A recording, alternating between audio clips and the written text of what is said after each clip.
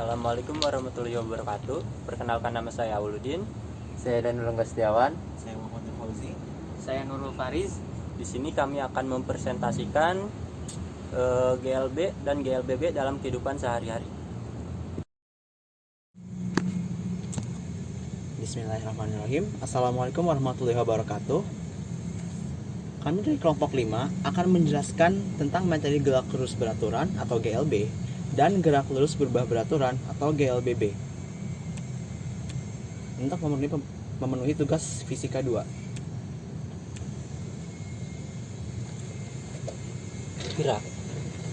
Gerak adalah perubahan posisi atau suatu objek yang diamati dari suatu titik acuan.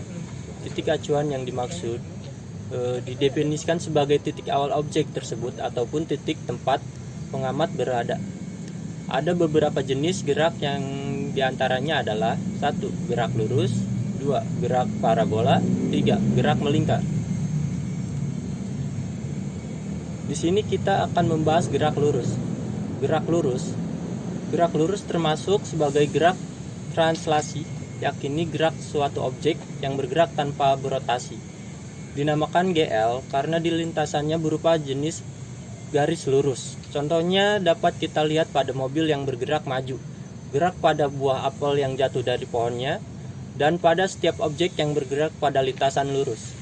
Gerak ini dibedakan menjadi dua jenis berdasarkan ada titik adanya percepatannya, yakni gerak lurus bersatuan GLB dan gerak lurus berubah beraturan GLBB.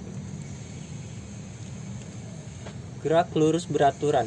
Apa itu gerak lurus beraturan?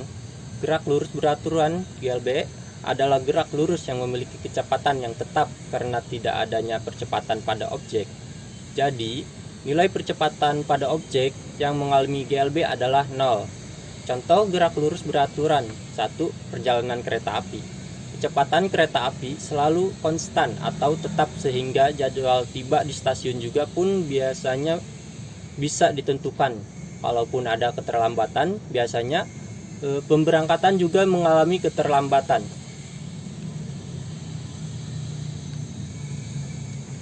Contoh kedua yaitu kendaraan yang berjalan dengan kecepatan yang konstan atau tetap. Bisa dilihat pada gambar di sebelah kiri, yaitu Mas Faris sedang mengendarai motor dengan kecepatan yang konstan.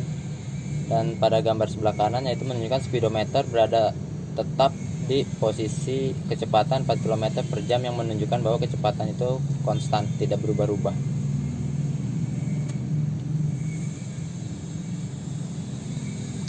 Rumus dan contoh soal GLB atau gerak lurus beraturan. Mari kita lihat pertama kali pada rumusnya. Ada 3 jenis rumus yang kita bisa lihat, yaitu untuk menghitung kecepatan, jarak, dan waktu. Simbol V digunakan untuk mewakili simbol kecepatan. Dia dihitung dalam satuan meter per second. Jarak dalam satuan meter yang didapatkan dengan mengalihkan kecepatan dengan waktu. T atau waktunya dalam satuan detik. Dia didapatkan dan membagi jarak dengan kecepatan. Untuk contoh soal, seorang pengendara motor berkendara selama 2,5 jam sepanjang lintasan lurus. Berapa jarak yang ditempuh jika diketahui kecepatannya sebesar 10 km per jam? Dari penjelasan soal rumus di sebelah kiri, kita bisa melihat bahwa untuk menghitung kecepatan, kita harus membagi jarak dengan waktu.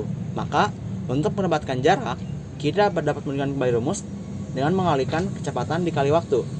Sehingga, jarak yang ditempuh pengendara tadi bisa kita hitung dengan mengalihkan 10 km per jam dikali 2,5 jam. Yang akan menghasilkan bahwa jarak pengendara tersebut ia berkendara sejauh 25 km.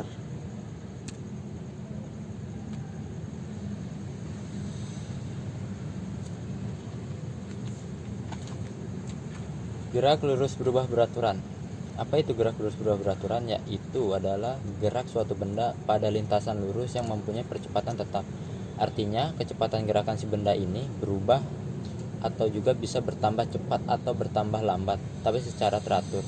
Contohnya yaitu kendaraan yang mempercepat lajunya, kendaraan yang diperlambat dengan direm, menghentikan bola menggelinding, serta bola yang jatuh dari ketinggian. Bisa dilihat pada contoh gerak lurus beraturan yaitu kendaraan yang mempercepat lajunya. Nah, di video sebelah kanan itu menunjukkan bahwa motor itu bergerak pada kecepatan yang seiring waktu itu selalu bertambah.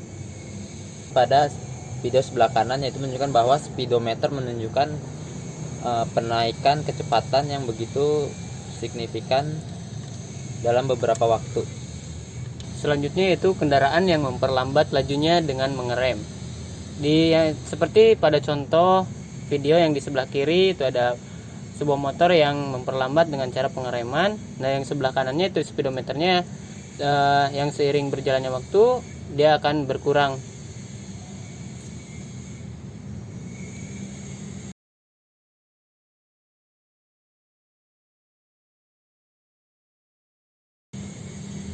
Selanjutnya itu menghentikan bola yang menggelinding seperti pada video berikut.